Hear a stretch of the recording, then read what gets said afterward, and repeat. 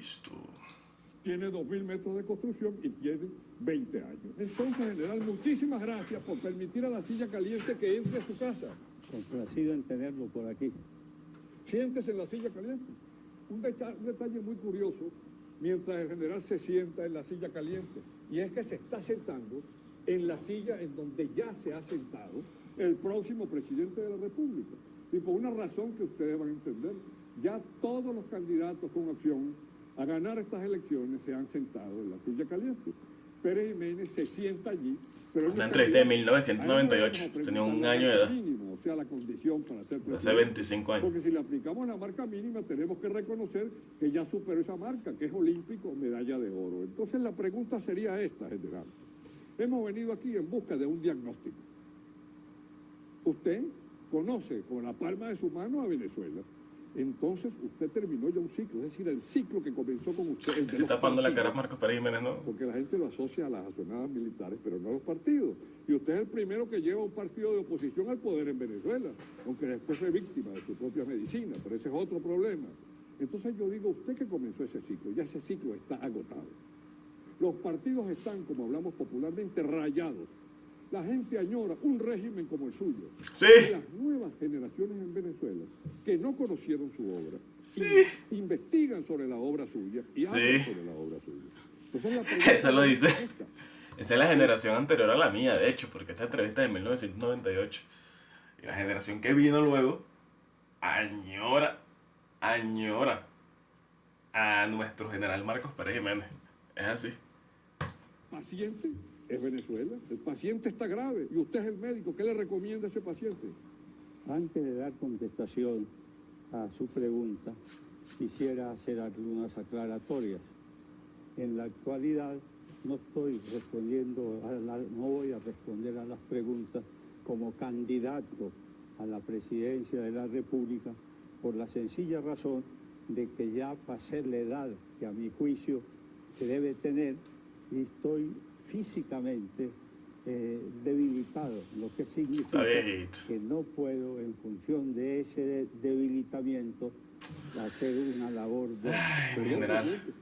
Usted tiene, para que la gente lo sepa, el general Pérez Jiménez tiene 84 años, está casado con doña Flor Charbó de Pérez Jiménez, tiene 4 hijas, tiene 10 nietos y tiene 3 bisnietos. Siga. Bien, de manera que no soy aspirante a ningún cargo público en Venezuela. Y si fuese aspirante, es decir, no lo soy por 2 razones específicas. La primera de ellas porque no estoy en condiciones, repito, en condiciones físicas de asumir esa responsabilidad. Y en segunda razón, y la más, como dijéramos, impactante, es que yo estoy impedido constitucionalmente a presentarme como candidato. Eso es importante para que los jóvenes lo sepan. El general Pérez Jiménez es el único venezolano que por la Constitución está inhabilitado de ejercer cualquier cargo político. Es decir, Pérez Jiménez no puede ser ni jefe civil, pues, de hecho, no puede hacer absolutamente nada porque lo inhabilitaron cuando, después del derrocamiento, lanzó su candidatura y entonces, pues, arrasó como senador. Entonces, claro, el estatus, Acción Democrática y COPEI temían lógicamente que lanzara la candidatura presidencial y volviera por los votos. Por lo tanto, pues lo inhabilitaron. De manera que hoy día me encuentro realizado, estoy tranquilo, es decir, el ánimo lo tengo en buenas condiciones. Y como le decía, las facultades físicas están bastante disminuidas. Las intelectuales, es lógico que a los 84 años algunas mermas debe tener la mente, pero está nutrida de nuevos conocimientos porque yo tengo la manía, no la virtud, de cada día aprender algo. ¿Y qué le recomiendo a Venezuela? ¿Qué va a pasar en Venezuela? Bueno, a mí me preocupa profundamente la situación venezolana. ¿Por qué, general? Porque el mal no solamente está ahí, sino que está progresando. Es como los cánceres en el organismo humano, de manera que siguen progresando. Eso es lo que me preocupa a mí como ciudadano venezolano. ¿Qué es lo que más le preocupa de todo el panorama venezolano? Hay tantas cosas preocupantes que no me atrevería a señalar una de ellas. Ejemplo, la presencia de las Fuerzas Armadas. Hay un fenómeno que no se registró en su época y que esta época se siente. Fíjense, de todos los candidatos a la presidencia de la República, hay 3 candidatos militares, ¿verdad? No podemos decir ex militar porque la condición de militar no se pierde, aunque han pasado a retiro. Esos 3 candidatos militares, usted sabe quiénes son, ¿verdad? El comandante Chávez, el vicealmirante Radamés Muñoz y es también Sujú Rafo, un general de división. Cada uno de ellos expresa una corriente que existía en las Fuerzas Armadas. La de Sujú, una corriente nacionalista, muy similar a la suya, es una apreciación personal. La del vicealmirante es una corriente constitucionalista profundamente anticomandante Chávez. Y la de Chávez, pues, es un criterio de cambio total con un sentido no tradicional. Entonces, eso es... Y yo me pregunto, en tiempos de Pérez Jiménez... El comandante Chávez es ese cáncer que destruyó mi país y contaminó Latinoamérica entera. Un cáncer que vino directo de Cuba. Ay, maldito sea Chávez, de verdad. Yo quise hacer de las Fuerzas Armadas la institución modélica en función de nuestra historia. Fueron hombres venezolanos incorporados al Ejército Libertador los que realizaron la labor de independizar colonias dependientes y, valga la redundancia, de países europeos. De manera que esa función se cumplió, la cumplieron esta generación. Ahora queda a la nación venezolana la tarea de redimirse económicamente de los depredadores o de los elementos que gravitan sobre la situación. ¿Y qué aconseja usted para redimirse de esos depredadores? Bueno, que son como la termita, ¿no? Simple y llanamente no podría concretarse en una frase. Hay necesidad de acordarse en programas puntuales, es necesario hacer una labor didáctica, de manera que se entienda la profundidad de la reforma. Pero usted es un hombre eminentemente práctico, sin olvidar siempre una base teórica. Usted decía, tal puente, el 2 de diciembre estaba, tal autopista estaba. Entonces imagínese usted con 40 años menos, ¿qué aconseja un país que vive una política de terror, de suspenso? No sabemos qué va a pasar en el próximo capítulo. Quizá Spoiler, ganó Chávez en el 98 y Venezuela se fue a la mierda. ¡Vamos! Spoiler, yo viví eso completico. Yo nací en el 97. Yo solamente viví 2 años de mi vida donde no tenía conciencia de mí mismo. Un gobierno que no fuese el del comandante Hugo Rafael Chávez Frías. Y a partir del 2014, el gobierno de Maduro. Así que, spoiler, en este momento cuando está teniendo la entrevista, las elecciones no habían ocurrido. Por eso habla de candidatos presidenciales. Y era la época de los venezolanos desesperanzados, pero también en donde la población estaba cansada de un modelo bipartidista hegemónico lleno de corrupción. Yo siento que el venezolano de esa época, no hablo por mí porque yo tenía 1 año de haber nacido, ¿ok? Yo no tenía la culpa de nada de lo que sucedió en mi país, pero la generación de mis padres, la generación de mis abuelos y de mis bisabuelos fueron completamente responsables de que efectivamente Chávez llegase al poder, porque ellos se encargaron de mantener un modelo hegemónico bipartidista socialdemócrata, o sea, socialismo al fin, donde malacostumbraron a la población con la política del amiguismo y de todo regalado. Lo que pasa es que Chávez fue mucho más intenso y fue efectivamente socialista directo sin pasar por la socialdemocracia, pero socialista al fin. Y eso se quedó en la cabeza, implantado en la cultura del venezolano.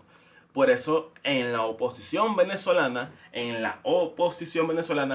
no hay un partido de derechas. Nosotros no tenemos partidos de derecha.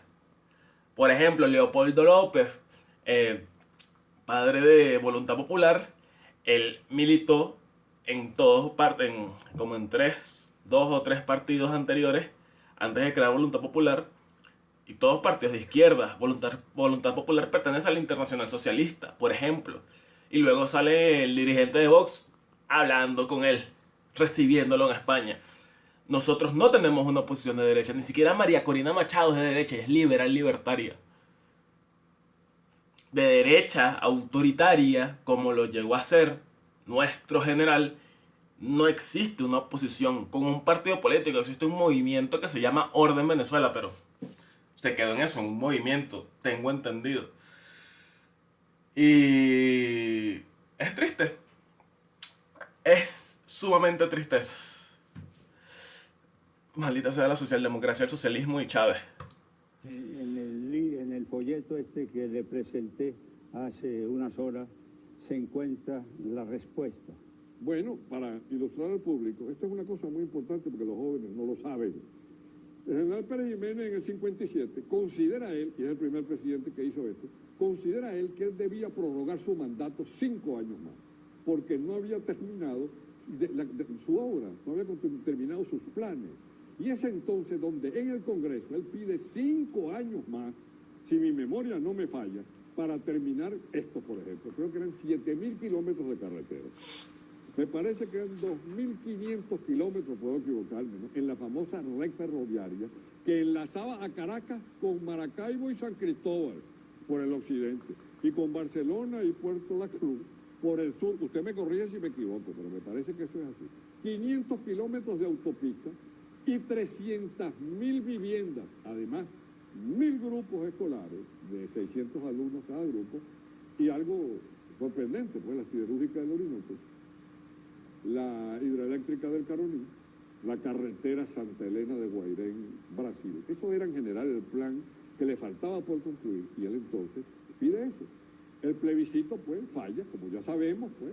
Pérez Jiménez viene el 23 de enero y se vaya, es una historia ampliamente conocida de todos. Pero hay algo curioso, en el 73, a esto que se refiere el general, él me mostró su mensaje, el candidato Pedro Tinoco viene a pedir ayuda y apoyo a Pérez Jiménez. Y Pérez Jiménez hizo un diagnóstico de la nación poco divulgado. En ese diagnóstico tengo entendido que usted señala varias cosas. Le señala a Tinoco que la delincuencia es la más grande en el 73. Los ranchos, hay una cifra de 200.000 ranchos. Spoiler. La delincuencia se pone mucho peor 50 años después. Imagínense, la gente del 73, que el general haya juzgado, criticado la delincuencia en Venezuela, cuando en el 73 Venezuela era top 3 países de Sudamérica. Y el general Pérez Jiménez veía la delincuencia como un problema. ¿Por qué? Porque durante el mandato de Pérez Jiménez fue el equivalente a lo que está haciendo Nayib Bukele ahorita con El Salvador. Venezuela es el país más seguro de todos los países hispanohablantes. Y eso yo lo hablo, o sí lo he hablado con mis abuelos que vivieron eso, que era sumamente normal. El dejar la casa con las puertas abiertas. El no cerrar con llave, etcétera, porque a el que lo cazaran robando, eso era pena de muerte. O desaparecerlo, que es matarlo, básicamente. País más seguro. Aproximadamente. En Caracas hay 300.000 desempleados y hay 70% de burocracia. Ese es el panorama que usted hizo del país en el 73. Y yo pregunto, ¿y ahora qué panorama hace? ¿Es el mismo o más grave? Más grave. Indiscutiblemente que todos los males señalados en esa oportunidad hoy día se presentan abultados. Y lo que es más preocupante, son males crecientes. De manera que no solamente hay que parar la acción del gobierno, sino iniciar la recuperación nacional que se ha perdido. Entonces, ¿cómo paramos la acción del gobierno? ¿Cuál es el consejo suyo? Y recuperamos el país. Bueno, simple y llanamente yo creo que hay que hacer un cambio en el sistema. Los partidos, si quieren sobrevivir, tienen que modificarse sustancialmente, de manera que recojan los anhelos de la colectividad venezolana y no de un sector de esta colectividad. ¿Usted cree que el Partido Venezolano tiene la suficiente capacidad de autocrítica para hacer eso? Porque eso que usted dice es viable. El Partido Comunista lo hizo en la Unión Soviética. La Unión Soviética muere, cristianamente, como diríamos, porque los propios comunistas hacen una autocrítica. Pero yo creo que los adecos y los copellanos no llegan a una autocrítica como la que está haciendo usted. Por ejemplo, ¿qué cree usted que deben hacer los partidos? Usted ha dicho que los partidos tienen que colaborar con el país, pero que tienen en este momento una autoridad ilimitada. Entonces, ¿qué se puede hacer en Venezuela? Bueno, en Venezuela es necesario capacitar para actuar en esta época a las clases dirigentes, así como también mejorar la ciudadanía en general. Esta es una labor que hay que explicarla con mucho detenimiento, pero que en síntesis se trata de adecuar las clases dirigentes a la época que está viviendo la humanidad y hacer de los ciudadanos que hoy día se están formando entes acordados con la situación que está viviendo la humanidad y que tiende más hacia la ciencia que hacia las letras. Entonces, de acuerdo con lo que usted dice, los partidos venezolanos no están preparados para el papel que están jugando. Entonces tiene que haber algo de carácter legal que limite u ordene la autoridad de esos partidos. ¿Qué cree usted sobre eso? Pero antes de usted contestar, que nos conteste hasta dónde deben llegar las autoridades de los partidos en Venezuela, vamos a un corte comercial y luego regresamos para que el general Pérez Jiménez nos explique su teoría al respecto. Jiménez con sus mejores 84 años y la mayor elocuencia del mundo. Desde Madrid, España, en la residencia del general Pérez Jiménez, quien está sentado en la misma silla caliente que ustedes ven todos los miércoles. Esta silla vino especialmente desde Caracas para esta entrevista. Le preguntamos al general algo apasionante. La silla se pone muy caliente. El fracaso de los partidos políticos en Venezuela, de acuerdo con él ha dicho, porque no han estado a la altura de las circunstancias. Entonces hay que hacer algo, porque no se puede gobernar sin partidos.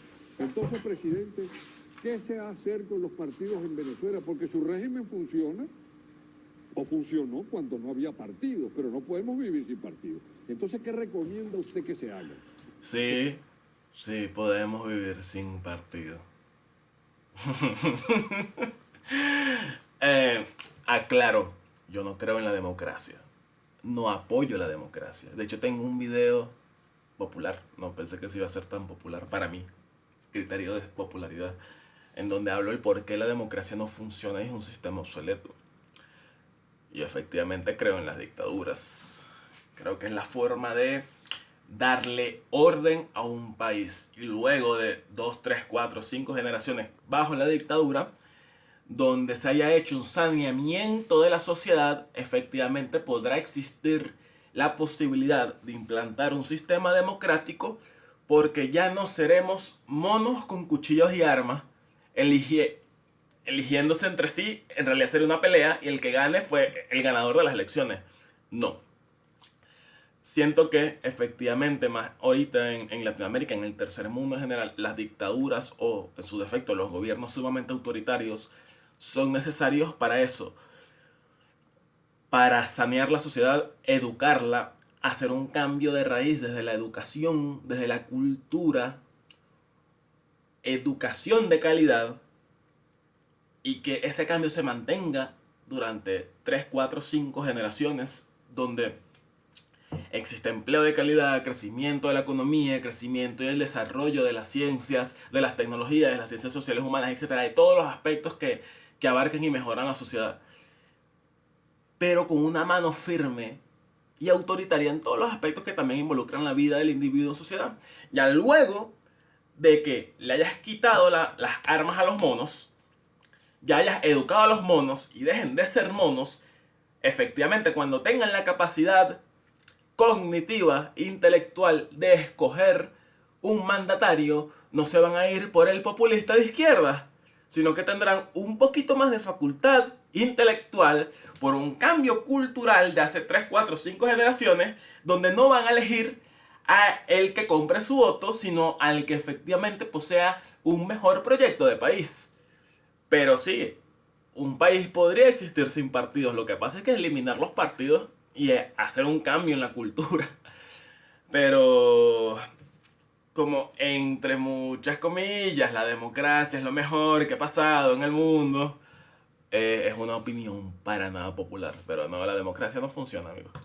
Bueno, en principio, cuando yo me lancé solicitando el voto del pueblo para prorrogar mi mandato, durante 5 años más, uno de los argumentos que escribí fue que los partidos no funcionaban, que los partidos resultaban una rémora para el progreso de la nación. Efectivamente, es así. De manera que entonces había en ese momento que prescindir de la actuación de los partidos. No se podía permitir que ellos estuviesen interfiriendo en la política, haciendo manifestaciones, puesto que esas manifestaciones eran lesivas a los intereses de Venezuela. Voy a citar algunas... Sí, dígame algunos ejemplos, porque mucha gente joven que le está viendo puede creer que estos son resabios, pues, dictatoriales. Entonces, dígame algunos ejemplos de por qué el partido no estaba a la altura de las circunstancias como en Estados Unidos o Inglaterra en Venezuela. Dígame algunos ejemplos.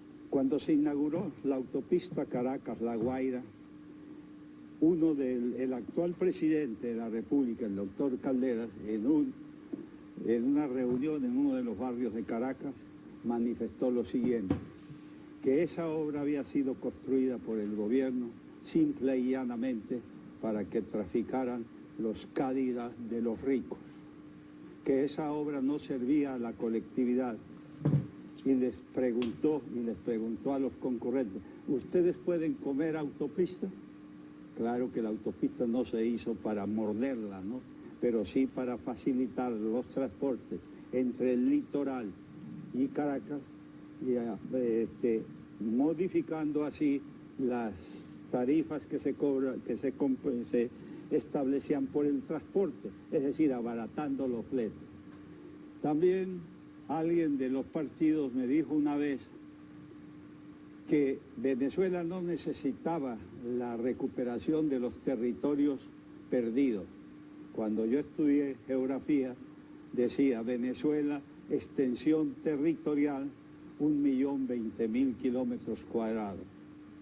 Cuando salí de Venezuela eran 1.916.000 y tantos kilómetros cuadrados. Perdón, ¿usted cree que con usted hubiésemos recuperado parte del Esequibo? Se estaba haciendo lo posible para eso. ¿Y usted personalmente piensa que lo hubiera recuperado? Qué dolor. Sí, porque estábamos desarrollando una labor que a mi juicio hubiera culminado con dos cosas.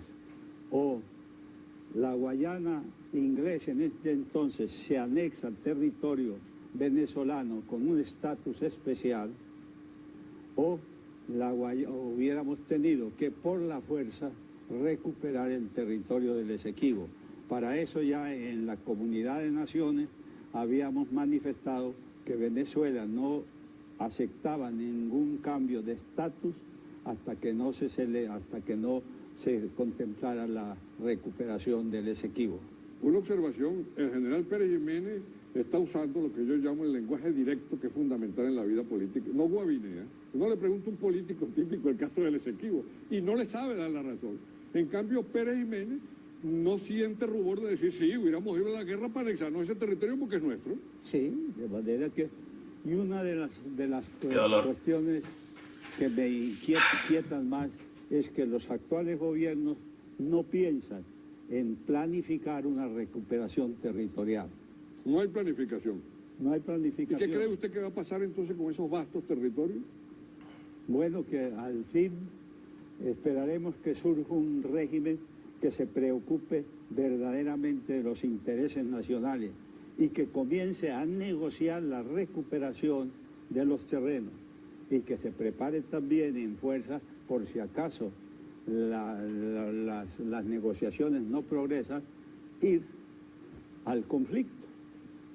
Yo estaba dispuesto, sé que me lo criticaron mucho. Bueno, y con los monjes estuvo también dispuesto. Sí, con los monjes se les mandó decir al gobierno colombiano que los monjes no eran materia de discusión con Colombia, que los monjes eran territorio venezolano y que si alguien pretendía desembarcar ahí, tomar, que habría tiros, se les dijo en esa ¡Qué bolas! ¡Qué bolas tenía nuestro general! Hablando, aunque esto es un tema apasionante, el tema de los territorios que Venezuela ha perdido temporalmente. Yo creo que es temporalmente porque algún día alguien recordará lo que ha dicho el general Pérez Jiménez y continuará en la lucha.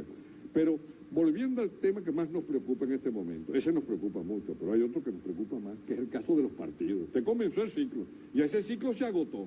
Hay que ponerle el cascabel al gato, hay que limitar la autoridad del partido según su propio criterio, pero ¿cómo lo vamos a hacer dejando los partidos?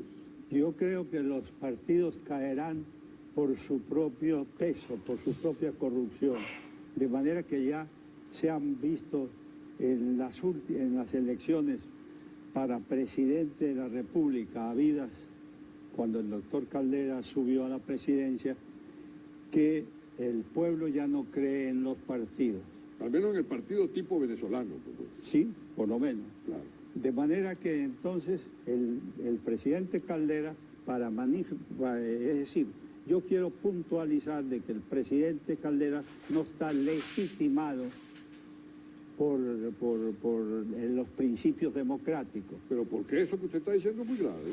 No está legitimado, puede estar legalizado. Y le voy a explicar por qué. Resulta que el número de votantes en Venezuela es de 10 millones, la mitad de la población. ¿Cuántos fueron a votar en época para elegir al doctor Caldera? ¿Usted recuerda? Bueno, van a decir que estoy gobernando, pero no me recuerdo exactamente. Pero sé que no es esa cifra. No, fueron dicho por el Consejo Supremo Electoral. ¿Cuánto dijo el Consejo Supremo Electoral? 4 millones. 4 millones. 4 millones. No fueron los 6 millones, los 10 millones. Los 10 millones de votos. De electores. Sí. De manera que, ahora, ¿cuántos votos de esos 4 millones obtuvo el doctor Caldera? Bueno, una minoría. Él va y es un resultado de cabeza a cabeza. Sí, bueno. 1.200.000 votos que equivalen al 12% de la cantidad de votantes. 12% nada más. Y de la voluntad popular, teniendo Venezuela un poco más de 20 millones, porque ahí están, es decir, porque no se contabilizados, están alrededor de 20 millones, pero hay más de 2 millones de inmigrantes clandestinos. De manera que representa solamente el 6% de la voluntad popular. Entonces, ¿cómo se explica que un jefe de Estado llegue por la vía del voto, llegue por la vía del voto, con un porcentaje tan mínimo de la voluntad popular? O sea, esas matemáticas realmente no fallan. Por eso la democracia no funciona. Del voto, o sea, lo que está intentando explicar aquí el general es que en un modelo democrático, tú con el 6% de la población va a ser lo suficientemente representativo para mandar sobre el 94% restante. O sea, no hay matemática que valga para justificar esa abominación. Así de simple. ¿Cómo es posible que el 6%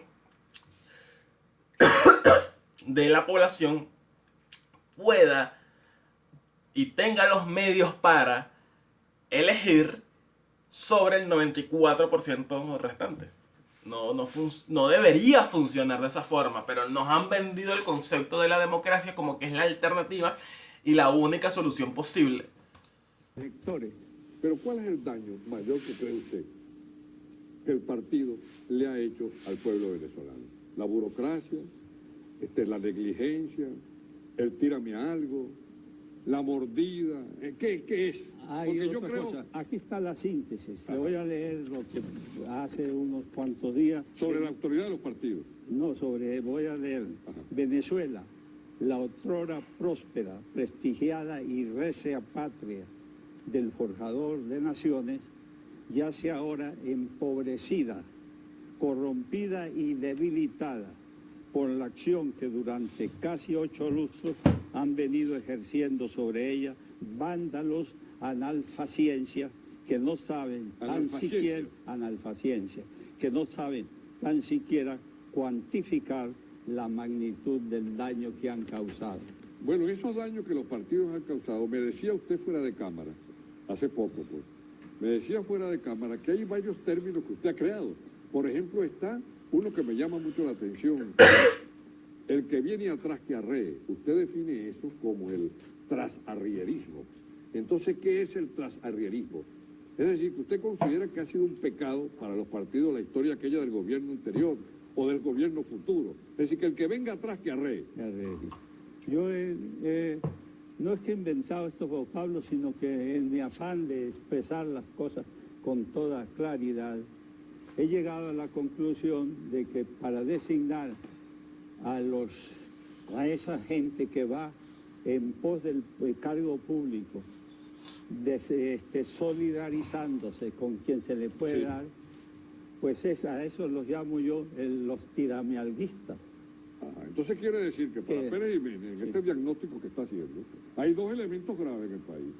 El trasarrierismo, que es aquello de que el que venga atrás que arree, y la otra cosa, el tiramialguista. Ya vamos a hablar de los dos, del funesto tiramialguista y del que viene atrás que arree, y de otros tres términos que usted tiene, que conjugan un cuadro de la vida nacional, que es la picada, la mordida y el taracón. No se vayan, que la silla se pone caliente. Mal, como se escucha Pérez Jiménez con 1.25 de velocidad. Aquí, en La Moraleja, a unos 20 minutos del centro de Madrid, en España, señalaba el problema de los partidos políticos dentro de Venezuela. Para Pérez Jiménez hay que limitar la autoridad de los partidos políticos porque ya están desgastados, es un ciclo que ya terminó, que está rayado, hablando en criollo. Pero él señala una cosa curiosa. Él dice que como consecuencia de ese sistema, esa partidocracia, en Venezuela hay unos elementos que hacen mucho daño al país. Y dice el tiramialguismo. Eso es interesante, el tiramialguismo. Señala la picada, señala la mordida y el tarascón. Como estos pueden ser elementos nuevos a muchos de ustedes, especialmente para la gente joven y el tarascón, vamos a que el general vaya definiendo la situación. Cuando usted dice la picada, ¿a qué se refiere? Bueno, comenzaré por decirle que en una de las repúblicas latinoamericanas existía desde hace tiempo la mordida, que es la que cobra el funcionario para prestarle los servicios que deben suministrarse gratuitamente. Pero es que en Venezuela la cosa se ha ampliado tanto hacia arriba como hacia abajo. Y entonces yo he dicho que lo que percibe el pequeño funcionario por pasar al sujeto que va a hablar con la autoridad mayor es lo que se llama, lo he definido, la picada. La picada. Que hay que darle unos cientos de bolívares al funcionario. El que va a buscar una cédula, por ejemplo. Sí, exactamente. Que le van a poner una boleta y no quiere pagarle la picada. La picada. Ajá. Pero también hay funcionarios que requieren que se les dé más. Y esos son funcionarios de categoría superior a los anteriores. Eso lo he llamado yo la mordida. Es una jerarquía mayor. Sí, de una jerarquía mayor. Y ya lo que el ciudadano va a darle ya no son centenas de bolívares, sino millares de bolívares. Ajá. Y por último viene la tarascada. La tarascada. No el tarascón, como yo digo, la tarascada. La tarascada. Ese es un término andino, creo, la tarascada. No sé, simple y llanamente me inspiró el asunto la mandíbula de los saurios, de los sí, ese es el tarascón cuando cierran. Hay que ver la cantidad que abarcan cada vez que cierran los caimanes, bueno, o los cocodrilos del Orinoco. De manera que eso ya significa millones. De manera que la picada es de centenares de bolívares, la mordida de millares de bolívares y la tarascada de millones de bolívares. Ahora, ¿por qué ha venido eso en Venezuela con los partidos? Que es lo que más nos interesa. ¿Qué ha pasado? ¿Por qué no están preparados los partidos venezolanos? ¿Por qué han demostrado ineficacia en estos 40 años los partidos? Porque tienen la obligación los partidos para mantener sus votantes de hacerles concesiones. Y una de las concesiones es que van al cargo público no por capacidad, sino por vinculación con el partido o en pago de actividades que favorecen al partido. De manera que en Venezuela también hay un dicho que dice, no me des nada, sino ponme donde haya. Exacto. Utilizan la palabra aiga, la inventan. Aiga. Sí. Sí, que tiene una historia, ¿no? Tiene una historia de Guzmán Franco, un señor que fue a pedir una aduana, le dijo, póngame donde haya, no le digo donde haya, sino donde haya. Donde haya. Ahora, ¿en qué otros factores negativos ve usted en la actual organización política? Ahora imagínese que usted se convirtiera de pronto en abanderado de los partidos, quisiera gobernar otra vez, pero con partidos. ¿Qué recomendaría usted a esos partidos? ¿Qué le recomendaría al país para que hagan unos partidos honestos, serios? Simple y llanamente habría que modificar la Constitución, porque para entonces reducir a los partidos a ciertos parámetros más estrechos con el fin de que no puedan causar, dañar o penetrar a las instituciones básicas de la nación. Trataré de explicarme un poco más. Trate de explicarlo y viendo bien a todos los benevidentes, porque esto es muy importante. Yo creo que esto va a ser una de las cosas centrales de la entrevista, así que explique bien eso. Bien, los partidos en Venezuela son muy sectaristas. Y como le decía hace un momento, Confirmo. Los partidos tratan de acomodar su gente y los acomodan en puestos donde haya posibilidades de percibir lo que produce la bajada de la mula. Ojo, y eso no ha cambiado. Yo he tenido la oportunidad de convivir con las juventudes de diferentes partidos de la oposición y todo es lo mismo. Todo es lo mismo, sigue el mismo guabineo, todos están pendientes de un puesto, que un amigo llegue a un puesto de poder para que le den puestos a ellos y de cada uno conseguir esa parte de la torta sin tener que invertir algún esfuerzo para ello. Y es triste. Y por eso yo dejé de creer en la oposición, porque la decepción, al menos conmigo, vino primero al darme cuenta que la juventud de los partidos políticos venezolanos, que entre muchas comillas son oposición, era lo mismo que yo tanto critico del oficialismo. Y que indiferentemente de tener un nombre distinto o una ideología diferente, era la misma clase de personas que yo detesto y que yo sé que no van a hacer un cambio significativo en el país. La mayoría de los políticos venezolanos, la mayoría de los políticos venezolanos de la oposición, no militan o no hacen política porque desean hacer un cambio, no es por algo de vocación, porque su esencia y su alma se los pide. No. Los que hacen política y militan en la política es porque quieren un puesto de poder, quieren cobrar de ese puesto de poder, quieren colocar a sus amigos en otros puestos de poder y hacer dinero. Así de simple, es un modelo parasitario y por eso la democracia no funciona. Y es triste porque estamos en pleno 2024 y esto que está comentando Marcos Pérez Jiménez en el 98 no ha cambiado.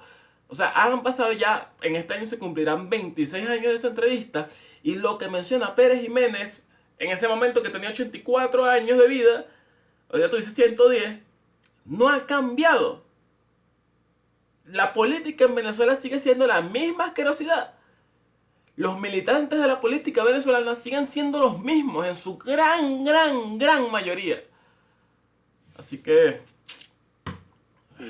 para pensar. De manera que una nueva constitución debe limitar la acción de los partidos y no permitirles que interfieran, que penetren las instituciones básicas de la nación, por la sencilla razón de que la grandeza de una nación depende mucho de la grandeza de sus instituciones básicas. Es decir, que los partidos no prostituyan al poder, el poder ejecutivo, no prostituyan al poder judicial, no prostituyan a los colegios de abogados y todo. Que estas sean entidades que se manejen por su propio criterio, pero no subordinadas a la mediación de los partidos. Es decir, que el partido cumple una función teórica de orientación según el criterio suyo. Sería eso, ¿verdad? Sí. El partido aconseja, por ejemplo, creemos que el canal del Orinoco, en el caso del general Pérez Jiménez, que le encantan esas cosas espectaculares, queremos que el canal que va a ir del Orinoco al mar se haga no en 4 años, sino que primero se hagan 30 albergues infantiles. Digo yo que esa sería la orientación, ¿o no? ¿Ese sería el sentido o no? Bueno, con respecto a una de las cosas que nos cuidábamos nosotros era de realizar la labor en función de un orden racional de urgencia. No sé si Perdón, eso es interesante, es decir, que no querían un orden, o querían un orden racional de urgencia. Queríamos un orden racional. Como sabíamos que el rancho es una de las cosas que más lesiona la condición del ciudadano, pues enfrentamos la extirpación del rancho en forma prioritaria. Por ser el rancho el centro de todos los males de carácter social. De todos los males. Y ahí sale la delincuencia, la caña, la prostitución, etc. Los ranchos producen clientes para los cementerios, porque las condiciones higiénicas son pésimas. Y entonces las enfermedades matan a muchos de los habitantes de los ranchos. También clientes a los hospitales. ¿Por qué? Por las enfermedades que imperan ahí. Clientela para las cárceles, por la sencilla razón de que de ahí salen muchos delincuentes. Clientelas para la prostitución, porque viviendo una vida promiscua, ahí las relaciones culposas se producen sin saber, porque donde en una habitación están reunidas mujeres con hombres, pues pueden suceder muchas cosas. De manera que eso fue la causa de que nosotros consideráramos como prioritaria la eliminación del rancho. ¿Y usted cree que si le hubieran permitido los 5 años más, de 57 creo que a 63 me parece. ¿Usted hubiera logrado realizar esas 300.000 viviendas? Con respecto a Caracas, ya teníamos planificado, conocíamos el problema a fondo. Cuando nosotros censamos los ranchos en la capital de la República, encontramos 65.000 ranchos. Cuando salí de Venezuela, quedaban solamente 8.000 ranchos. Estamos hablando del 58. Quedaban en la capital de la República solamente 8.000 ranchos que hubieran desaparecido en el primer semestre de 1958. Ahora bien, desafortunadamente o afortunadamente, este es un problema histórico, que eso no se hizo y la situación quedó allí. Yo me pregunto, vamos a retomar la cosa desde el comienzo. Un Pérez Jiménez, 40 años menos, ¿qué hubiera hecho en este momento en Venezuela? Pues como está Venezuela, quizá el fruto de una labor no se podía ver de inmediato. Claro, sí, pero ¿qué haría usted? La máquina del tiempo, el túnel del lo coloca en Miraflores, tiene 40 años menos. Y se encuentra con esa situación que se está volver viviendo. a los parámetros que tuve en mi actuación de gobierno y que están inscritos ahí en ese ¿Usted cree que el país tiene remedio? Claro que tiene remedio. Y ¿Qué es lo primero que hay que hacer para que tenga remedio el país? Hay que suprimir 1 millón de empleados públicos que están consumiendo gran parte de los ingresos petroleros. Perdóneme, general, que me estoy... Milei. Qué bonito como, a pesar de tener posturas diferentes, porque obviamente Javier Milei es liberal libertario y fue elegido presidente de Argentina de forma democrática, el presidente que tenía la mayor cantidad de votos desde que hay democracia en Argentina, pero que compartan el mismo concepto de se necesita reducir el tamaño del Estado al mínimo posible para permitir que sea funcional y disminuir la burocracia. Porque mientras más se expanda el Estado, lo que hace es quitarle dinero de los contribuyentes para mantener una casta política que lo que hace es entorpecer y hacer más lento todo lo que tenga que ver con trámites que te permitan tener una vida digna en tu país. Por eso el disminuir el tamaño del Estado es necesario para cualquier nación que efectivamente quiere prosperar. No hay razón racional, científica, que realmente justifique un Estado padre que abarque todos los aspectos de la vida del ciudadano. Porque realmente no hay una base teórica detrás para ello que te justifique el por qué eso es así, sino de poquito a poco vamos colocando un amigo aquí, otro amigo allá, vamos quitando dinero de los impuestos, vamos manteniendo estas personas que viven de un trabajo inútil y vamos entorpeciendo la vida de la sociedad. Entonces, qué bonito como Marcos Pérez Jiménez quería disminuir, y quiere, en ese momento quiere, porque lo ve como una solución para la Venezuela del 98, el suprimir 1 millón de puestos de empleos públicos que no tienen razón de ser. Es poniendo fastidioso. No. Que vea la Cámara, sí. Porque yo sé que muchos de los que están viendo allí viven del gobierno y van a decir, pero bueno, y Pérez Jiménez quiere quitarnos el puesto. Ajá, usted elimina, estamos hablando hipotéticamente, ese 1 millón de empleados públicos, ¿cómo vive esa gente? Pues vive trabajando en otras actividades. En nuestra época se requería mucha mano de obra para las distintas obras que estaban en marcha. Es decir, que si hay un plan nacional de obras públicas espectacular, no hay problema. No hay problema, no lo había en nuestra época, porque tuvimos que importar trabajadores de Portugal, de España y de Italia. Sí, pero hay que decirle a la gente por qué importaron trabajadores, porque eso es importante, ¿no? Se importaron trabajadores porque la política que se seguía, ¿verdad? Y yo estoy muy alejado del perejimenismo. Se seguía una política que era de la construcción fabulosa y monumental, el puente sobre el lago, creo que es casi 9 kilómetros. Era el más largo en aquella época del mundo. La siderúrgica, el desarrollo de Guayana, etcétera, eso no lo hubiera hecho ninguna democracia. Entonces, obras verdaderamente monumentales que requerían que viniera mucha gente. En aquella época me parece que se trabajaba de noche, yo recuerdo, de noche. Se trabajaba 3 turnos. 3 turnos, y en uno de mis libros... Sobre todo en las obras urbanas. Ajá.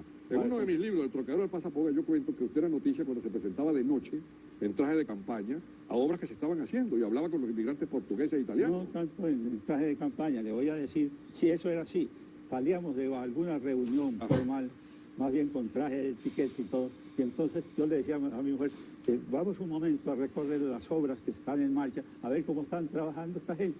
Al llegar a la obra, los trabajadores portugueses comenzaban a mover el pico con mayor celeridad.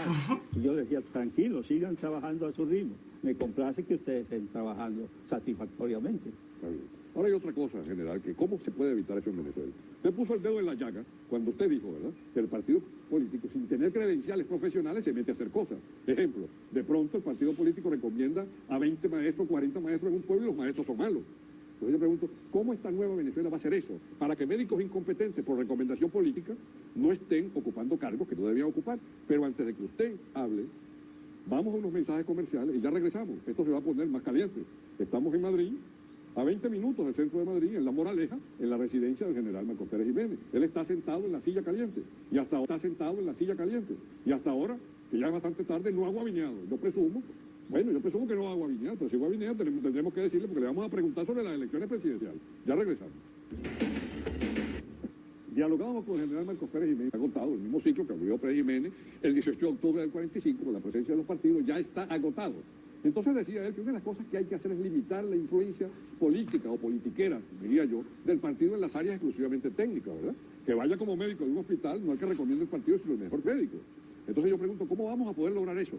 Porque hay que hacerlo con cuidado. Hay algo general que yo no sé si usted, bueno, lo debe conocer, pero lo he enjuiciado. Fíjese que en el caso del Consejo Nacional Electoral, todo el país protestaba porque era demasiado politiquero.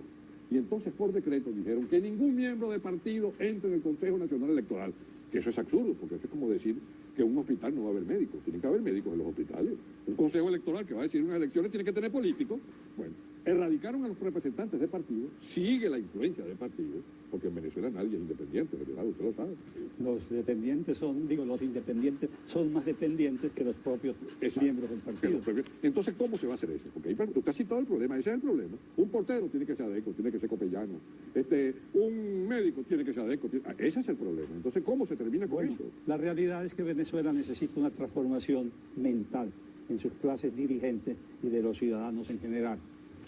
De manera que esta época que está viviendo la humanidad está caracterizada por ir más que todo hacia la ciencia y hacia la técnica.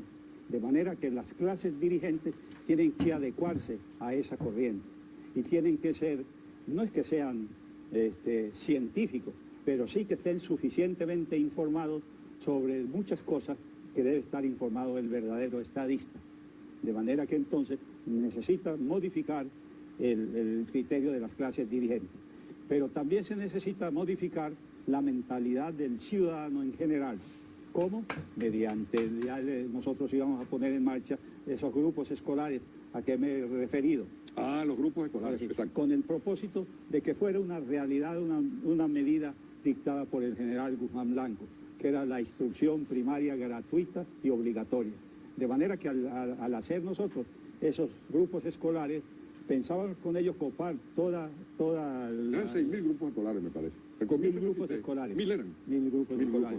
De manera que entonces copar, tener capacidad para hacer efectiva esa disposición del general Guzmán Blanco de que la instrucción fuera gratuita y obligatoria. Pero nosotros lo íbamos a aumentar con algo más práctico.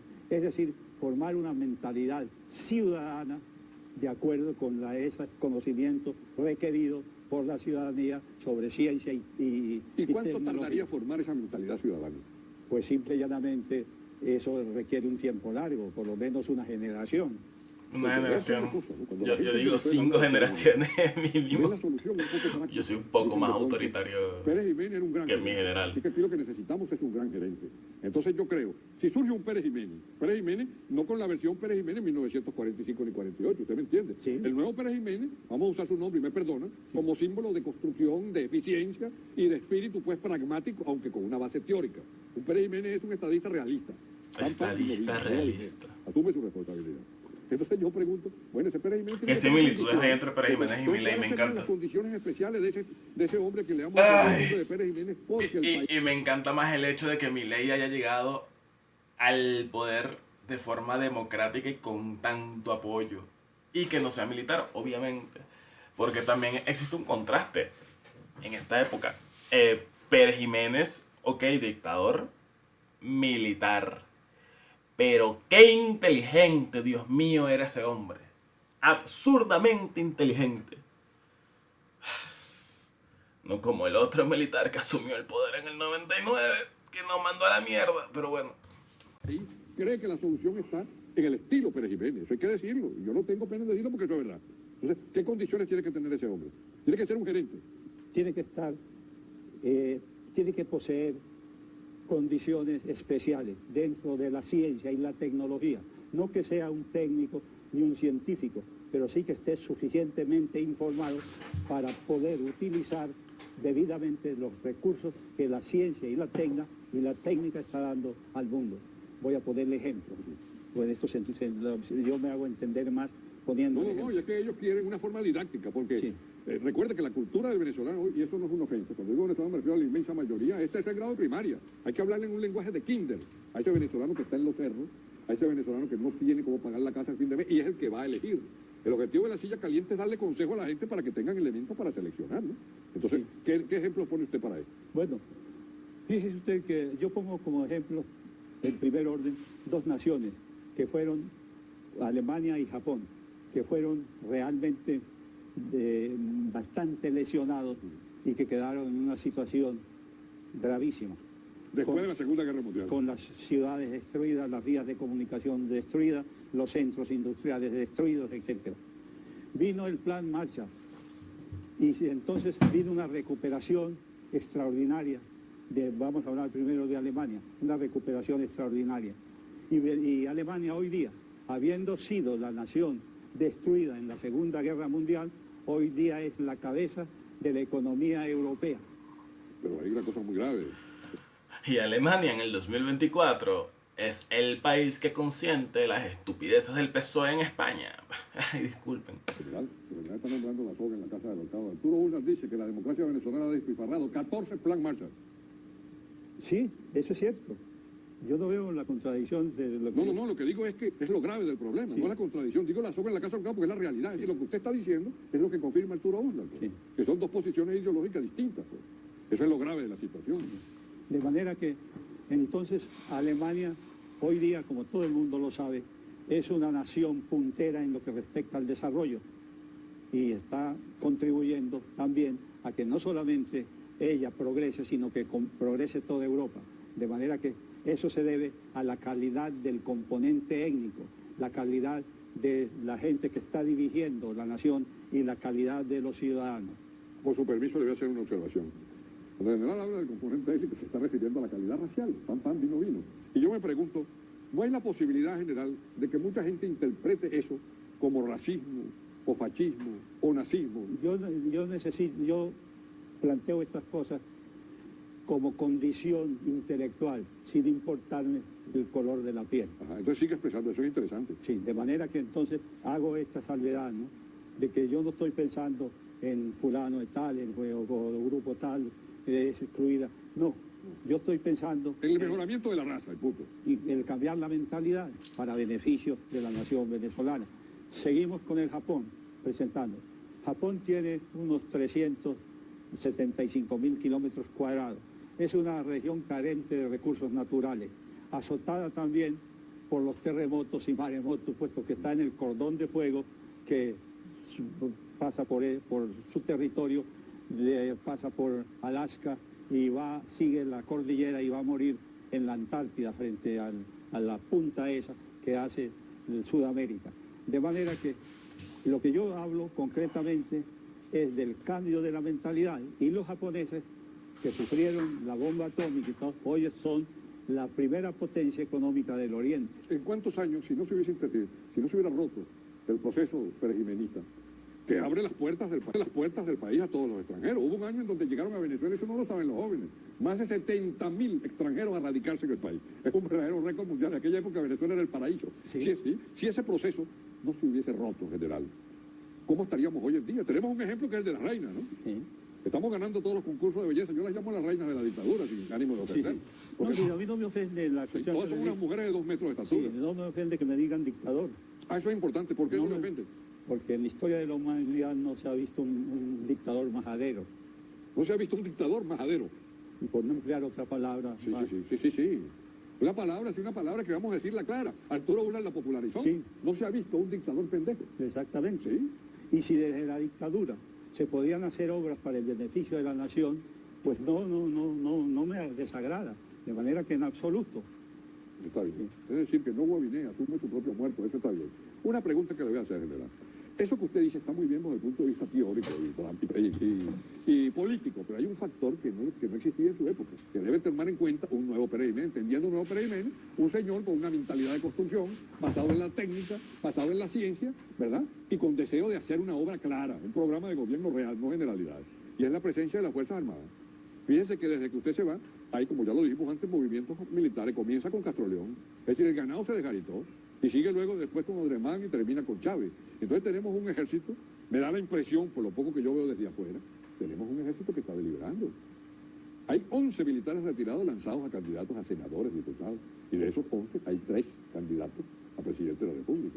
¿Qué ha pasado con esas Fuerzas Armadas que usted modernizó? Porque usted se formó en la escuela del general Juan Vicente Gómez. Sí.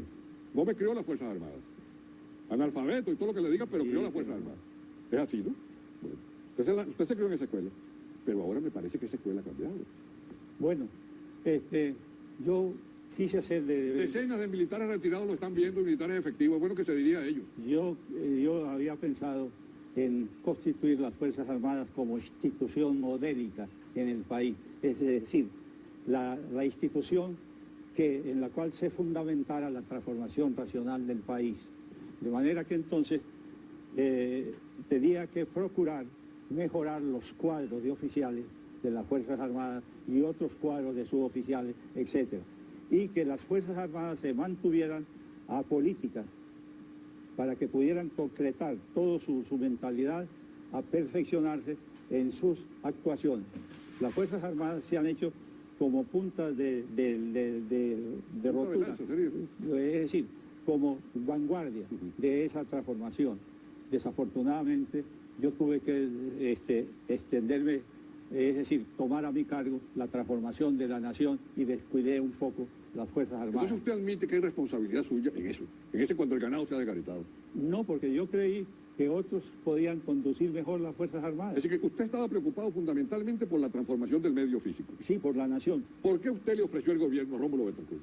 Al regresar del Perú, habiendo concluido los estudios en la Academia de Artillería y en la Escuela Superior de Guerra, cuando regresé a Venezuela, venía con las ideas de una institución modélica.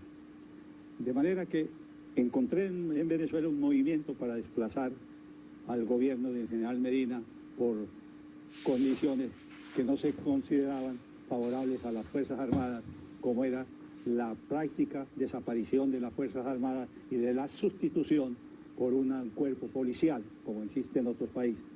Entonces yo resolví idealizar ese proceso y redacté los 5 puntos por los cuales se juramentaban los oficiales que iban incorporándose al movimiento. De manera que el primero de esos 5 puntos era que las Fuerzas Armadas no iban a asumir el poder, sino que se iban a mantener dentro de los cuarteles y que serían venezolanos capacitados y con suficientes credenciales los que tomaran el gobierno. Y en ese momento no había otro partido así, otra institución civil, partidista, que apareciera en el ámbito nacional, lo que contábamos solamente con Acción Democrática. Pero vamos a unos cortes comerciales y ya regresamos porque hay un problema muy importante. ¿A dónde va? Que aunque yo creo que Pérez Jiménez todavía no se ha quemado en la silla caliente, la silla está prácticamente ardiendo. Ya regresamos. Un elemento que no estaba presente en elecciones anteriores. Me refiero a la presencia militar. Hay candidatos, usted los conoce, y hay inquietud en las Fuerzas Armadas por esos mismos candidatos. Usted ha vivido las situaciones más calientes que presidente alguno le ha tocado vivir en Miraflores. Entonces yo me pregunto, ¿qué va a pasar en Venezuela? ¿Qué va a ocurrir con las Fuerzas Armadas? Usted que las debe conocer como la palma de su mano.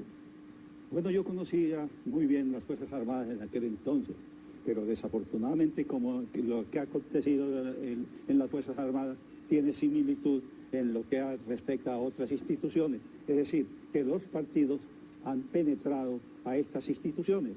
A las Fuerzas Armadas las han penetrado de tal manera que para ascender no se necesitan condiciones específicas profesionales del candidato, sino que van a buscar al líder político que los respalde en el Congreso para lograr la capacitación. Eso hace pues que dependan en su orientación de los políticos, y eso no debe ser así. Uno de los candidatos militares, el vicealmirante Radamés Muñoz León, denunció aquí precisamente en la Silla Caliente, no aquí, sino allá en Caracas, cuando la Silla Caliente estaba en Venevisión, denunció que había un tráfico de ascensos. Eso mismo que usted está diciendo. Eso pasa. Y después que dio esa declaración y el programa salió al aire, entonces lo llamaron y lo interpelaron en el Congreso, porque el Congreso se sintió, pues, sentido, se sintió irrespetado. Pero es una situación que está ocurriendo. Pero yo pregunto una cosa. Estas elecciones que tenemos nosotros son elecciones para designar al presidente que va a tomar el poder en 1999 y lo va a entregar en el 2004. Y vamos a entrar nosotros en el año 2000 con esos mismos criterios pueblerinos de golpes y de contragolpes. ¿Qué posibilidad ve usted en Venezuela? ¿Una guerra civil, un golpe militar o un Pinochet? ¿Será Caldera la antesala de un Pinochet? No creo en eso. Intentaron dar un golpe en el 2002. Porque hay una Chávez. tendencia a barrer el sistema, porque el sistema ha resultado contraproducente. De manera que una de las posibles salidas es que haya un movimiento popular, quizá mezclado también con algún movimiento de las Fuerzas Armadas, para barrer el sistema. De manera que eso podría suceder. ¿Cómo se evitaría eso? Pues antes haciendo que los partidos disminuyeran su influencia en las otras instituciones. De manera que ahí o se va a la reforma del sistema o habrá en algún momento un brote que deshaga el sistema. Estando a pocos días prácticamente de las elecciones, lo que dice el general Pérez Jiménez, que a mi juicio es la primera autoridad en esa materia, creo que es preocupante. ¿Usted no ve otra solución sino esas dos que señala? Yo no veo otra solución y quisiera equivocarme. Yo lo que quisiera es que no se procediera en tal forma que Venezuela se debilitara en ese cambio. Es decir, que todo pudiera hacerse en forma acordada, en forma sencilla, sin el traumatismo de un golpe de Estado. ¿Puede haber ese cambio sin el traumatismo de un golpe? Yo no sé hasta qué punto los partidos estarán dispuestos a respaldar ese cambio. Cambio sin golpe. O cambio con golpe. Bueno, si los partidos llegan a un acuerdo y resuelven modificar las estructuras del Estado de tal manera de que no sean penetradas las instituciones básicas por los partidos, pues eso puede tener una solución no sangrienta. Pero como los partidos se aferran a su influencia, el grueso de la nación venezolana llega un momento que no puede soportar aquello y habrá un estallido. Lo que dice el general Pérez Jiménez es bastante preocupante, primero por la experiencia que él tiene en la materia. Hubo algo que no le he recordado a ustedes para generarme noticias, por supuesto, pero Pérez Jiménez, además de ser el hombre que partió del siglo XX, comenzando un ciclo que ya está agotado, el ciclo de haber llevado al poder a los partidos modernos. Antes, durante la dinastía andina, no estaban los partidos de poder. Es más, yo sostengo personalmente que la gente le rompe el miedo a los partidos, termina con el miedo a los partidos, en general, cuando ven a Rómulo Betancourt en Miraflores. Porque antes la gente tenía miedo de meterse en los partidos. Cuando López Contreras, ¿verdad?, asume lo que llamábamos la dicta blanda, ¿verdad?, una minoría era la que formaba parte de los partidos políticos. Pero la opinión de Pérez Jiménez es fundamental porque es el único venezolano en el siglo XX que no solo parte el siglo, sino que es el único golpista con 4 golpes exitosos.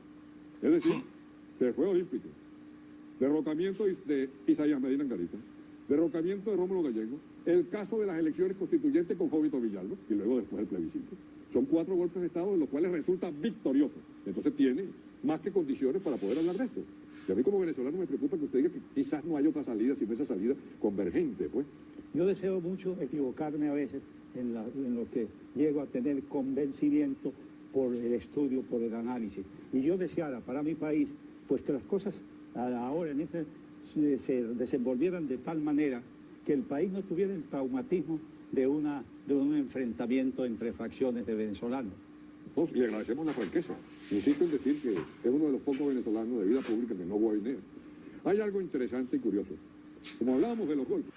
Y el enfrentamiento es necesario porque en el 2014 Capriles por fin lo reconoció, que así que 9 años después se sabe que Capriles obviamente le ganó las elecciones a Maduro. Pero nuestro amada, flaco, comeflor pacifista no decidió hacer un llamado a las protestas, ni a tomar las calles, ni a buscar esa revuelta social para que reconocieran su triunfo. Sino que así como en un momento le cedió la victoria a Chávez, en otro momento le cedió la victoria a Maduro, cuando la había ganado incluso por mayor margen. Y es como que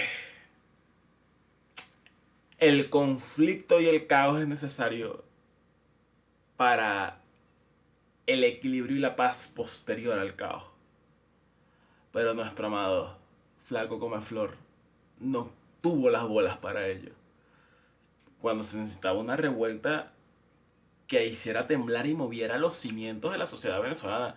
Y ese momento, el 2014 era el momento, porque justo en el 2014, bueno, en el 2012 con las primeras elecciones, era el momento donde Venezuela estuvo más partidista, más política, con mucha más esperanza y demasiada fe en los políticos venezolanos. O sea, no hubo un candidato de oposición más apoyado en su momento que Capriles.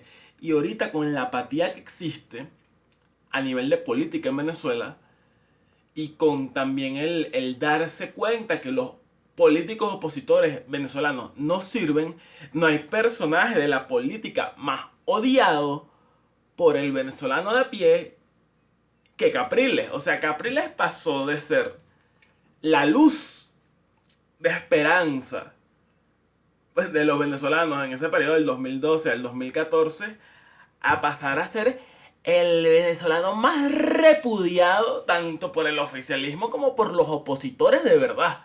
Un opositor serio detesta todo lo que representa la imagen de Capriles. Y es horrible porque no tuvo las bolas de hacer ese llamado, de buscar que reconocieran su victoria, y le entregó el país a Maduro. Esa fue su famosa estrategia política, no sé, de verdad no entiendo qué pasó por la cabeza de él. Porque el sentido de responsabilidad social, el sentido de responsabilidad por tu nación, por tu país, por tu gente, sabiendo que eres el político más apoyado, no solamente por las personas que tenían la edad de votar, por los adultos.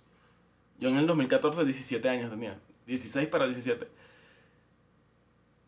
O sea, también tenías el apoyo de la juventud que no podía votar en ese momento. Todo el mundo te iba a apoyar. Todo el mundo. Capriles en el 2014, en esas elecciones, él llamaba a la calle y es que todo el mundo, mayor o menor de edad, iba a salir a apoyarlo. Y no lo hizo. No lo hizo. Porque no tuvo las bolas de hacerlo.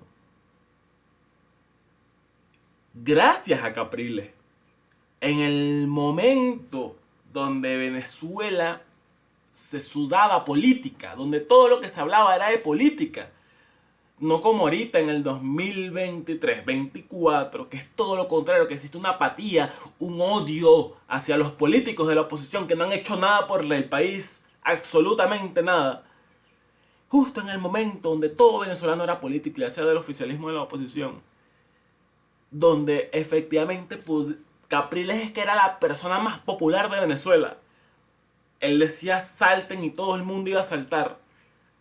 Tenía el apoyo de todos. Y no quiso que la gente que lo apoyara lo respaldara en las calles. Él condenó a Venezuela a que, yo estoy seguro, y esto es muy polémico, pero yo estoy seguro que yo me voy a morir de viejo con 80, 90, 100 años. Y el partido que gobierna Venezuela va a ser el PSUV. El PSV. El partido que va a seguir gobernando a Venezuela es el Partido Socialista Unido de Venezuela. Porque ahorita, en el presente, de hecho hubo elecciones hace poco, y con esta supuesta oposición que está tan dividida, el oficialismo no necesita de ninguna artimaña política, de nada. El oficialismo no necesita hacer nada para ganar elecciones. De hecho es cómico, en las últimas elecciones de gobernador, la oposición se presentó con candidatos divididos. Y todas las oposiciones, todas las gobernaciones que ganaron el oficialismo fue legalmente. ¿Por qué? Porque la oposición, al presentarse con candidatos divididos, fraccionaron sus votos. Y es cómico cómo, sumando la cantidad de votantes de los candidatos opositores, se superaban la cantidad de votantes del candidato del oficialismo. Pero gracias a la democracia, el oficialismo ganó legalmente sus gobernaciones. Y así como ganó sus gobernaciones, va a ganar sus alcaldías y va a ganar sus puestos en la Asamblea Nacional. Porque el venezolano siente una profunda traición por parte de el político de la MUD. Independientemente del partido que sea, ya sea Voluntad Popular, ya sea COPEI, ya sea Un Nuevo Tiempo, ya sea Primero Justicia, el venezolano se siente profundamente traicionado por ellos. No solo por lo que no hizo Capriles en sus elecciones presidenciales, sino por lo que no hicieron en la Asamblea Nacional, que ahí fue la última traición. 5 años de nada, Guaidó haciendo nada. Guaidó es el mayor experto en hacer nada del mundo. Y hasta cierto punto estoy feliz que el venezolano o la gran mayoría de los venezolanos hayan despertado. O sea, yo solamente siento que hay una sola generación que sigue creyendo en el político venezolano, y es la generación de mis abuelos, porque yo hablo con mi abuelo y efectivamente sigue creyendo en la política partidista, y en los políticos de la oposición, de la MUD, efectivamente. Pero ni siquiera la generación de mis padres ya cree en la oposición. Ya es como que estos coños de su madre no han hecho nada por el país. Y yo creo, ahora ya esta es una percepción mía personal, que efectivamente la oposición venezolana es una oposición sumamente falsa, como la de Stalin. El oficialismo controla y financia a la oposición para que le dé esperanza al pueblo. Y bueno, se cansaron de darnos esperanza durante años y años. Pero ya el venezolano se quemó. Se quemó, y por eso es que hay tantos millones de venezolanos en el extranjero, y por eso es que hay tantos millones de venezolanos en el país actualmente trabajando, y lo que no quieren es que venga un político a joder las cosas. Y ya no creemos en los políticos de la oposición. Y por ello también es que hay un apoyo tan grande a María Corina Machado, porque es la única política sin historial de decepciones. Es la única política que solamente estaba en la Asamblea Nacional como diputada, pero a nivel de candidatura, a nivel de elecciones grandes, no ha ocupado un puesto de poder para decepcionarnos. Y es por ello que, coño, es la única que no nos ha decepcionado, y es la única que ofrece un cambio de paradigma, de status quo en Venezuela. Por lo tanto, la apoyaría, dice el venezolano de a pie. Y por eso el apoyo en general se vuelca hacia ella. Pero es por eso, es porque no ha decepcionado. Así de simple. No tiene un historial de decepciones. Pero todos los demás políticos en Venezuela, o sea, menciones el que menciones, ha decepcionado y ha defraudado a este país como no tienes idea. Y Henry Ramos Alup, Capriles, Julio Borges, Leopoldo López, el Guaidó coño a su madre, que no hizo nada. Lo único que hizo fue visitar cuanto país europeo que quiso, y ya. Hizo un tour por Europa, hizo un tour por América, hizo un tour por Asia, se tomó 1 millón de fotos y más nada. Eso fue lo que hizo Guaidó. Pero bueno, aquí estoy sacando mi odio hacia los partidos de oposición. La oposición en Venezuela no sirve para nada. Pero ya me calmo, vamos a terminar de ver esto. La entrevista a nuestro general. General, te extraño. General, te extrañamos, porque yo sé que, aunque en redes se ve, no se ve en la calle. O sea, esto no es algo de lo que se habla. Pero el perejimenismo vive, y vive en la juventud. De hecho, el perejimenismo vive en el subconsciente y consciente de las generaciones que no vivieron el perejimenismo, que es lo más cómico. Añoramos una Venezuela que no pudimos vivir. una Venezuela que solamente existe en los libros de historia, esa es la Venezuela que añora las personas de mi generación. Para que ustedes puedan dormir tranquilos, vamos a ponerle un toque de humor con el permiso del general, que espero que no se ofenda acerca de esto. Yo no sé si usted ha escuchado un chiste, un cuento, que se dice mucho acerca de usted en Venezuela, y cada vez que uno lo cuenta en cualquier sitio la gente se ríe mucho. La gente dice que en pleno gobierno de Pérez Jiménez se acercó un borrachito a un café y pidió un café a lo Marcos Pérez Jiménez. Inmediatamente, pues alarmado, el señor que estaba allí le preguntó, ¿cómo es eso de un café a lo Pérez Jiménez? Usted está irrespetando al presidente de la República, ya se lo van a llevar preso. Y el borrachito dijo, no, si yo no he respetado al presidente. Yo digo que el café a lo Marcos Pérez Jiménez es chiquito, fuerte y con mucha leche. Yo no sé si a usted le habían contado. Llegó ese chiste y a mí me hizo reír mucho. ¿Le hizo reír? Me hizo reír mucho. Porque Históricamente, y perdóneme el atrevimiento, el chiste se basa en la realidad. ¿Es usted chiquito? Eso sí, Sí, físicamente eso. chiquito. Fuerte, demostró que era fuerte. amargo era el... Amargo es, Amargo, exacto, sí. amargo. Me ha corregido el general, no es fuerte, es chiquito, amargo. ¿Es amargo usted? No, yo no soy amargo, pero me complació ese calificativo porque quiere decir alguien que es decidido, es duro, Sí. y yo soy duro en la cuestión cuando creo que tengo la razón, soy terco hasta el límite. Bueno, usted es Tauro. Dice que los Tauros del 25 de abril son tercos. Porque el 25 de abril, que es la fecha que nace el presidente, 1914, ese día tengo entendido que nació Leonardo da Vinci. Stalin era del 25 de abril también, así es que tiene compañeros de astros, según los que creen eso, que son bastante diferentes y opuestos. Caímos entonces en las Fuerzas Armadas y en el panorama que depende del ganador de las elecciones o del perdedor. Los candidatos que más suenan, de acuerdo con los números, los voy a nombrar sin respetar números, son Irene Sáez, son Chávez, son Salas Romer, son Claudio Fermín y Alfaro. Esos son los 5 que suenan, creo que son como 13 o 19 candidatos, no recuerdo. Pero esos son los 5 que más suenan, y que me perdonen, pues, a los candidatos que no nombro, digo los que suenan más en los numeritos.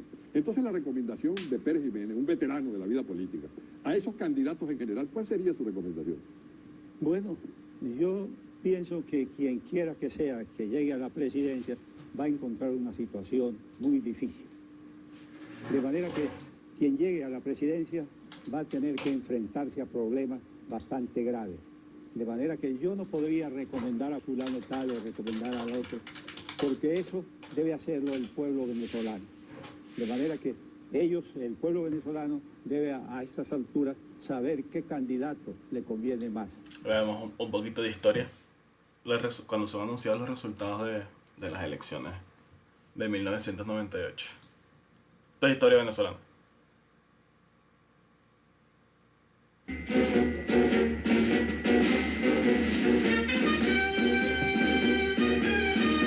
Amigos, este es el nuevo presidente de la República de Venezuela, Hugo Chávez Frías.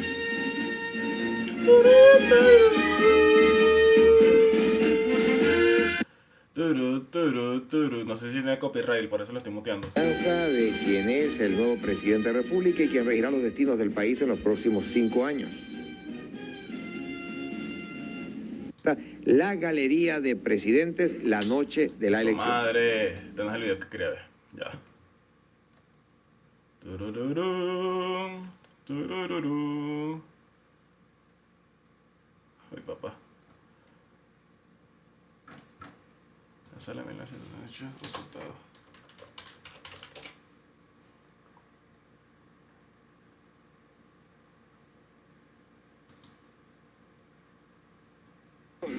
Ya tenemos aquí definitivamente los resultados, una vez más, como desde hace 35 años, Venevisión primero. Vámonos entonces directamente y en orden alfabético. Estado Amazonas, el ganador, Acción Democrática con el gobernador Bernabé Gutiérrez. Anzoátegui, ganador, Patria para Todos con Alexis Rosas. Apure, ganador, Acción Democrática con José Gregorio Montilla. Pero estas son las regionales. Elecciones presidenciales.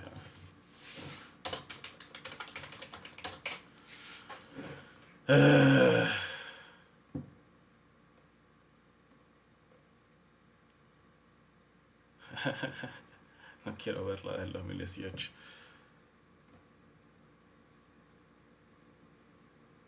No están. Bueno, sigamos viendo la entrevista. Le manifestaré ahora algo que he debido manifestárselo desde el principio. Yo no soy enemigo de la democracia. Es importante eso. Yo no soy enemigo. Yo admiro las democracias como la suiza, como la sueca, como la de Israel, y como tantas democracias que funcionan admirablemente bien. Yo deseara para mi pueblo una democracia de ese tipo, de manera que, no es que si se lograra una democracia de esas características que excluyen el tráfico de influencias y se va a buscar lo que más conviene a la nación, yo estaría de hecho con eso. Para mí, ninguno de los candidatos es repudiable, ninguno de los candidatos. Es importante, ¿eh? El general Pérez Jiménez dice que ninguno de los actuales candidatos es repudiable. Sí, sí, eso lo digo. Sí. Ahora, después de que actúe el que salga, puede ser que realice una buena labor o puede ser que no la realice. Va a encontrarse, de hecho, con una serie de problemas de difícil solución. Ojalá los pueda resolver en corto tiempo, porque creo que actuando un buen gobierno, Venezuela necesita de 15 a 20 años para volver a los niveles del 58. 15 años para volver a los niveles.